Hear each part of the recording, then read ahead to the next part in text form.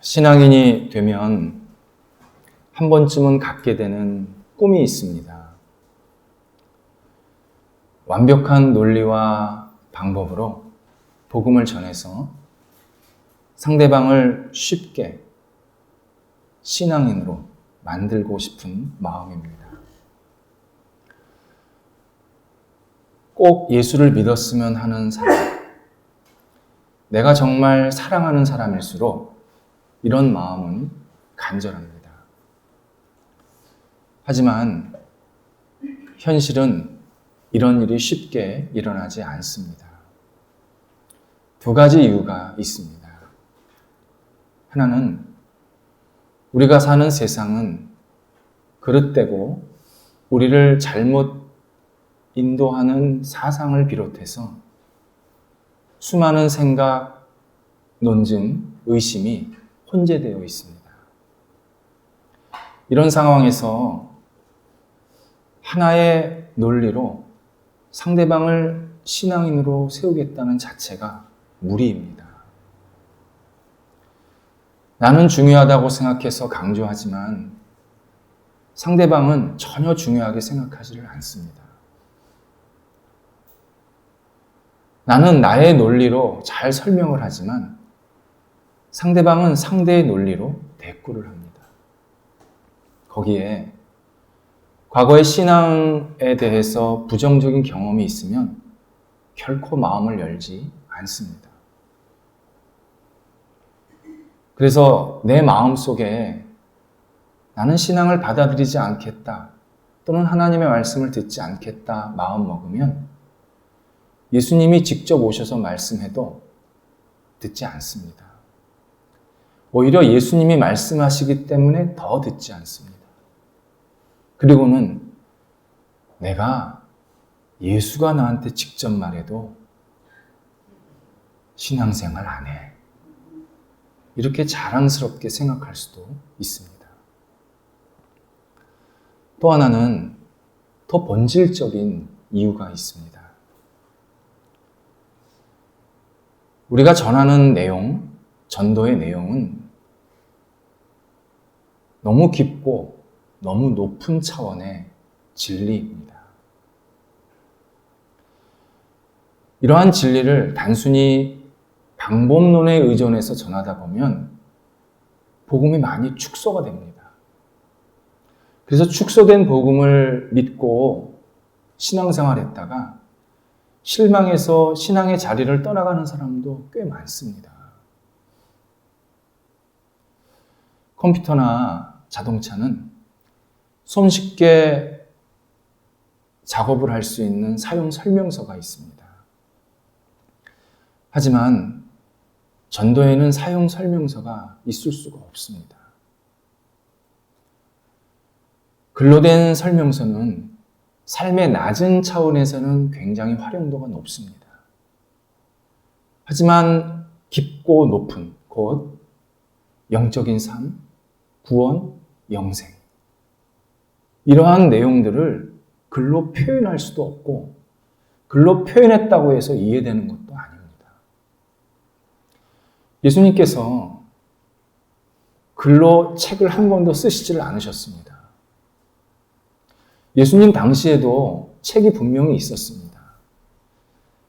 쓴 글이 있다면 한참 뒤에 제자들이 예수님 하신 말씀을 기억하면서 적은 글들입니다. 예수님께서는 글로써 구원이나 당신을 알기를 원치 않으셨습니다. 당신을 직접 만나고 당신을 직접 경험하면서 예수님이 이런 분이시구나. 구원이 이런 거구나 깨닫고 받아들이기를 원하셨습니다. 전도는 상대방이 예수님을 직접 만나고 인격적인 성령을 체험할 수 있도록 기회를 제공하는 일입니다. 내가 상대방을 만나서 교제하면서 나를 통해서 상대방이 예수님을 느끼게 만드는 일이 전도입니다. 여기는 당연히 말도 포함되어 있습니다. 신앙 자체가 그렇습니다. 신앙은 말로 하는 것이 아니라 생활로 하는 것입니다. 한두 번 예배를 드리고 기도도 하고 성경을 읽는다고 해서 쉽게 신앙인으로 들어오지를 못합니다. 생각의 동의, 그리고 모든 것을 이해하는 것을 포함해서 그걸 넘어서 내 삶에 헌신이 들어가야 신앙생활이 시작이 됩니다. 예수님을 향해서 내가 한 발자국 한 발자국씩 움직여야 신앙생활입니다. 때로는 과감히 예수님을 향해서 내 삶을 던져야 합니다. 내 인격을 맡겨야 되고 내 모든 것을 그냥 드려야 합니다. 그래야 신앙생활이 제대로 시작이 됩니다. 22절에서 총독 벨릭스가 이 도, 곧 기독교 신앙에 대해서 잘 알았다고 이야기를 합니다. 벨릭스가 예수님을 믿었다라는 의미가 아니라 예수님이 어떤 일을 당했는지, 그리스도인들이 어떻게 생활하고 있는지, 예수를 믿는 사람들은 로마 제국에 결코 해가 되지 않는다는 사실을 들어서 겉으로 알고 있었다는 뜻입니다. 겉으로 알다 보니까 벨릭스가 아무리 기독교 신앙에 대해서 잘 알았어도 삶의 변화가 없었습니다. 며칠 있다가 바울을 다시 만나서 자기 아내와 함께 복음을 자세히 들었지만 요지부동이었습니다.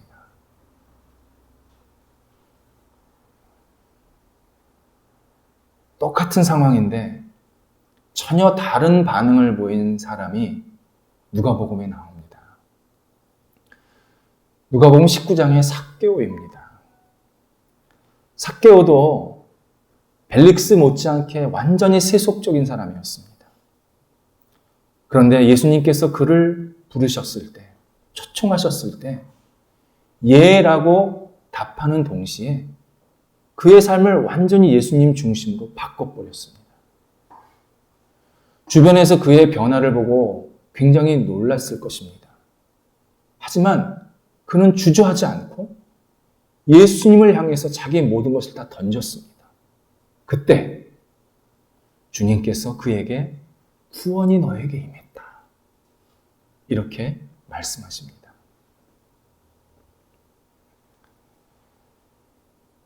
벨릭스는 많은 정보도 있었고 지식도 있었지만 삶에 전혀 요동이 없었던 무감각한 사람이었습니다.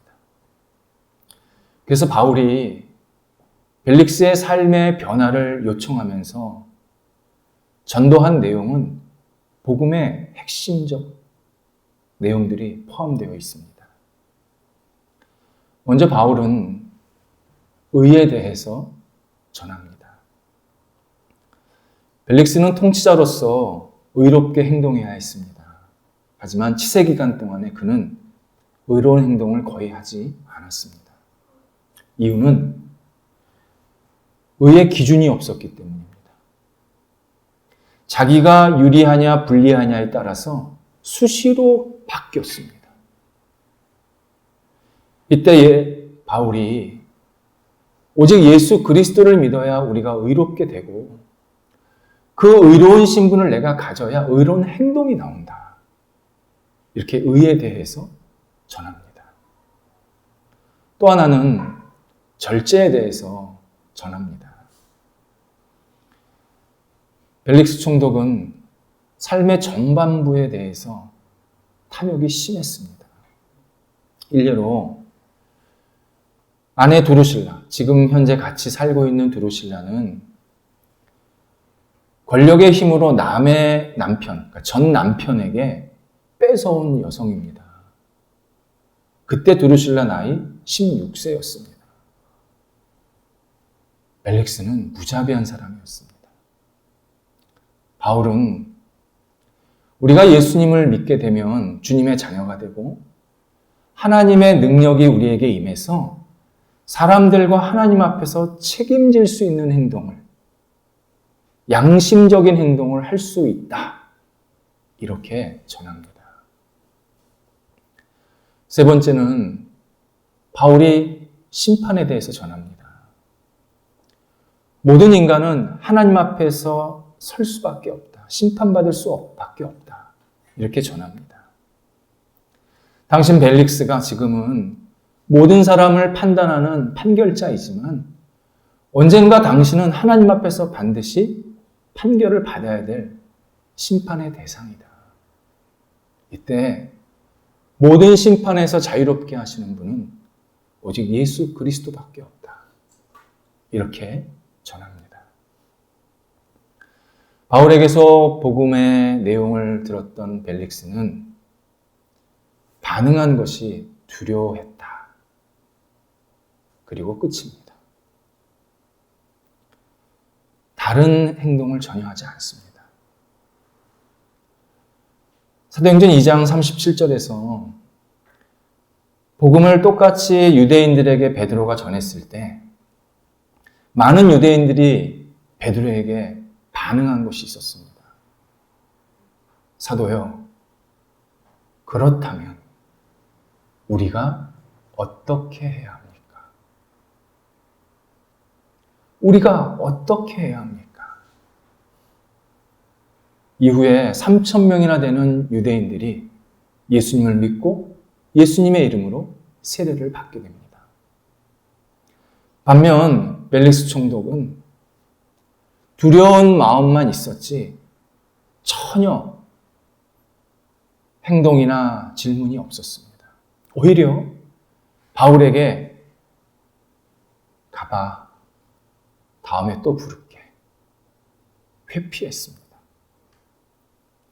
벨릭스는 의나 심판 이런 거 생각하기 싫다는 겁니다. 야, 네 말 듣기 싫어. 다음에 부를게. 그렇게 내보냈답니다. 사람들은 내 귀에 듣기 싫은 말, 특히 하나님의 말씀을 힘들고 어려울 때 듣지 않으려 합니다. 도망가려 합니다. 하지만 도망간다고 문제가 해결되지는 않습니다. 하나님의 말씀을 내가 회피한다고 하나님 말씀이 없어지지 않습니다. 오히려 적어도 내가 살아있는 동안은 계속 하나님의 말씀은 누구를 통해서 어떤 경로를 통해서 계속 나한테 들릴 것입니다. 그때 사람들이 할 수 있는 반응은 둘 중 하나입니다. 도망해서 두려워서 도망가든지 있는 그대로 주님께 모든 것을 맡기든지. 전자는 희망이 전혀 없습니다. 계속 비겁한 삶을 삽니다. 후자는 희망이 넘칩니다. 뭔가 새로운 돌파구가 생깁니다. 우리는 계획 세우기를 굉장히 잘합니다. 내일 뭐를 할까? 누구를 만날까? 다음 달에 어떤 일을 할까? 내년에는 무슨 일을 할까를 잘 생각합니다. 만약 후손이 있다면 내 자식들과 나중에 어떻게 같이 생활할까? 내 후손들에게 내가 무엇을 남겨줄까? 이런 생각도 우리가 하게 됩니다. 그때 반드시 넣어야 할 계획이 있습니다. 내가 하나님 앞에서 서야 할 일입니다. 예외가 없습니다.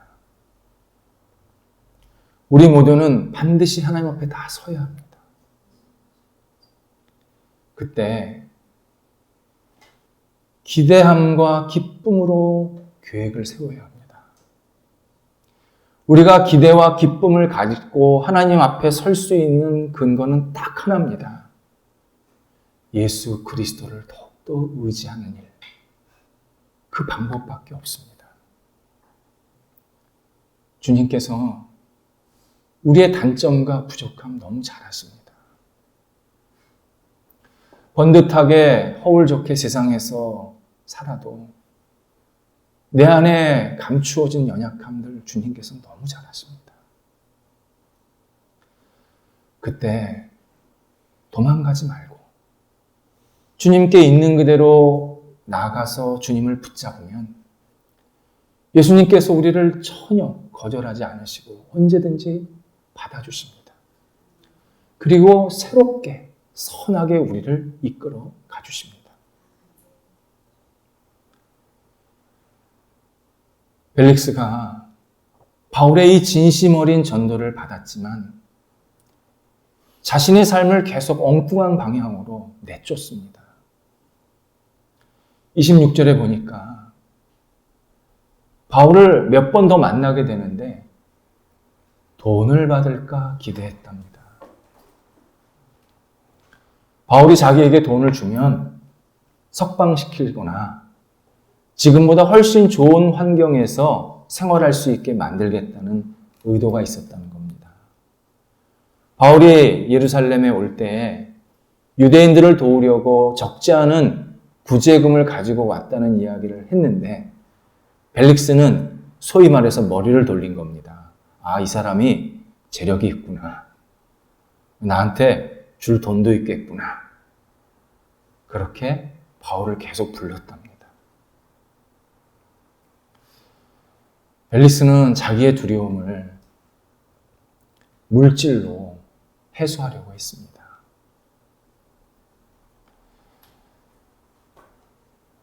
우리도 어떤 삶에 대한 불안이나 두려움이 생기면요, 하나님이 아닌 나 나름대로의 안전망을 만들려는 경향이 매우 강합니다. 과거에 이스라엘 백성들도 그랬습니다. 구약성경 이사야 41장에 의하면 이스라엘 백성들의 현실이 너무 비탄스러웠습니다. 너무 힘들었고 미래에 대한 희망은 하나도 없었습니다. 모든 이스라엘 백성들이 괴로워합니다. 탄식합니다. 이때 그들이 했던 일은 자기의 눈에 보이는 힘 있는 사람, 물질, 그리고 신들의 형상, 그 우상들을 만들고 그거를 부여잡고 자기의 불안감과 두려움을 해결하려 했습니다. 하나님이 너희를 구원할 자는 오직 나 여호와 하나님이다. 너희에게 희망을 주는 자도 나 여호와다. 몇 번이고 강조하시고 반복하셨지만 이스라엘 백성들 듣지 않았습니다. 이때 하나님이 우상들에게 이렇게 얘기하십니다. 우상들아, 너희가 진짜 신인지 우리한테 증명해 보여라. 사람들에게 생길 미래의 일을 이야기해 주든지 복을 주든지 재난을 주든지 뭔가 좀 해봐라. 그러면 우리가 인정하겠고 놀래겠다. 하나님이 스스로 놀래겠다. 이런 표현까지 쓰십니다. 하나님이 우상에게 하시는 말씀으로 보이지만 실제로는 우상을 섬기고 있는 이스라엘 백성들에게 하시는 말씀이었습니다. 이스라엘 백성들아, 왜 죽은 것 가지고 너희들이 희망을 삼느냐? 그들이 주는 그것이 물질이든 힘이든 우상이든 무엇이든지 그들이 주는 위로는 일시적인 약물밖에 안 된다. 그들이 주는 희망은 언제 꺼질지 모르는 모닥불밖에 되지 않는다. 나 여호와가 너희의 희망이고 너희의 구원자다. 다시 말씀하십니다. 하나님의 이 말씀은 우리 시대에 우리 모두에게 하시는 말씀이십니다. 우리는 현실이 어려우면 하나님 말씀 듣는 것서부터 마음을 닫습니다. 그리고 현실적인 타결책만 자꾸 더 보이게 됩니다. 때로는 신앙생활, 그리고 하나님의 말씀이 식상하다고 생각을 합니다. 하지만 우리를 살리시는 분은 오직 여호와 하나님, 예수 그리스도, 그리고 성령 하나님 한 분밖에 안 계십니다. 우리에게 진짜 소망을 주시고 우리를 다시 일으켜 주시고 다시 시작하게 하시는 분은 오직 예수 그리스도밖에 없습니다. 이 예수 그리스도를 붙잡고 살 때 우리는 지금의 현실도 너무 지혜롭게 열심히 잘 생활할 수 있게 하십니다. 27절에서 바울이 2년을 넘게 감옥 생활을 하게 되었습니다. 당시 감옥은 지금의 교도소와는 차원이 다른 열악한 장소였습니다. 지금도 일부 남아있지만 깊은 지하에 있어서 채광이나 통풍이 전혀 되질 않았습니다. 뼈가 녹을 만큼 습도도 있었습니다. 정말 들어가는 순간에 몸이 말이 아니 됩니다. 그래서 우리는 생각을 합니다. 바울이 적지 않은 세월, 2년을 넘게 참 많이 힘들었겠다. 많이 고독했겠다. 그렇게 생각합니다. 하지만 교회 사가들은 조금 다른 견해를 우리들한테 알려줍니다. 바울이 가이사랴 감옥 2년 넘게 갇혀 있으면서 복음, 교회, 신앙인의 생활, 그리고 세워진 많은 교회들에게 보내는 편지의 내용들을 정리했다고 판단을 합니다. 실제로 바울에게 그만한 시간이 없었습니다. 그리고 그때 정리된 내용들이 거의 지금 신약 성경에 다 편집되어 있습니다. 벨릭스는 불의한 마음으로 바울을 2년 넘게 가둬두고 있었지만 하나님은 그 바울의 시간을 활용해서 하나님의 놀라운 일들을 만들어가고 계셨습니다. 우리는 하나님께서 우리에게 주신 시간을 소중하게 여겨야 합니다. 내가 시간을 잘 활용하고 소중하게 여겨야 남도 이끌 수 있습니다.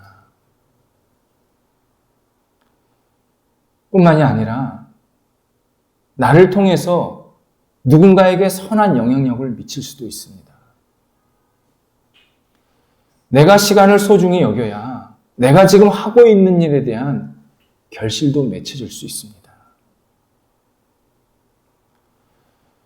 내가 시간을 잘 활용하면요, 다른 사람의 시간도 잘 활용하게 만들고 소중하게 만드는 일이 됩니다.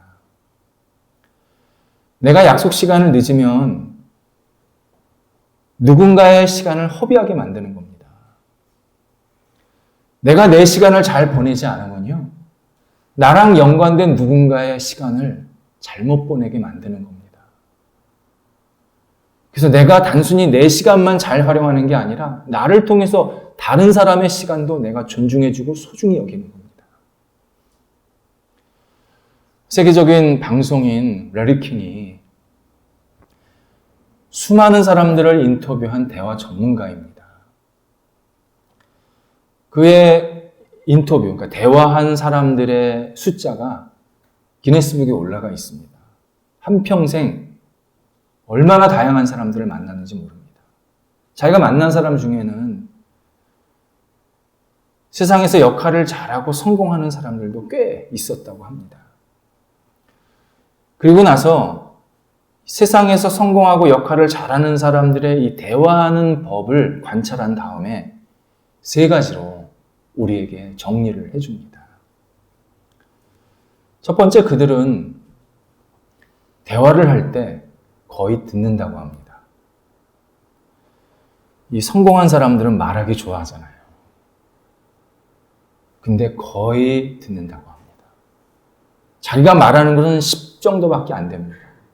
나머지 90은 거의 상대방의 이야기를 듣습니다. 때로 메모도 하고 때로 질문도 한답니다. 듣기 위해서. 두 번째는 상대방이 이해하기 쉬운 어휘를 반드시 사용했다고 합니다. 전문가고 성공한 사람들은요, 자기 분야에 어휘를 잘 씁니다. 근데 그런 어휘를 하나도 안 쓰고 상대방의 어휘를 쓰더라는 겁니다. 장사하는 사람을 만나면 물건 매매하는 단어를 사용하고, 예술하는 사람을 만나면 예술적인 언어를 사용하더랍니다. 그래서 상대방이 잘 이해하게 만들어주는 특징이 있더랍니다. 마지막 세 번째가 시간을 절약해주기 위해서 자기가 할 말을 반드시 잘 준비해서 말하더라는 겁니다. 만약 상대방이 저 오늘 5분밖에 시간 안 되는데요. 그러면 아무리 중요한 내용도 5분에 딱 끝내더라는 겁니다. 그래서 누구든지 자기들을 만났을 때 난 저 사람 만나서 시간을 헛되이 보내지 않았어. 이런 생각을 갖게 만들어주더랍니다. 예수님, 이 땅에서의 공생의 생활이 3년이었습니다. 그런데 그 3년이 세상을 뒤바꿨습니다. 인류의 역사를 새롭게 쓰셨습니다.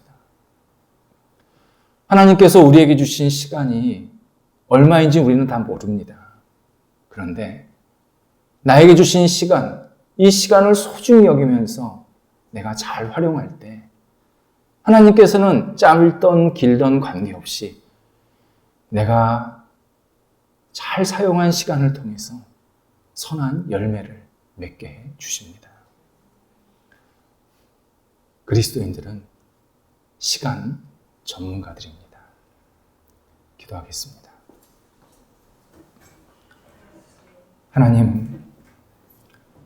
하나님의 품 안에 더욱더 안기기를 원합니다. 매일매일 하나님께 더 나아가기를 원합니다. 주님께 내 삶을 더욱더 의지하며 맡기기를 원합니다. 그리하여 우리에게 주신 이 생명, 이 시간, 이 기회를 하나님의 뜻대로 아름답게 사용하기를 원합니다. 주님, 저희들이 여기 있사오니 성령께서 저희들을 붙잡아 주셔서 하나님의 백성으로, 하나님의 자녀로 이 땅을 다시 살아가게 하시고 주님이 주시는 소망을 갖고 날마다 승리하는 저희들이 되도록 인도하여 주옵소서. 예수님의 이름으로 기도드립니다. 아멘.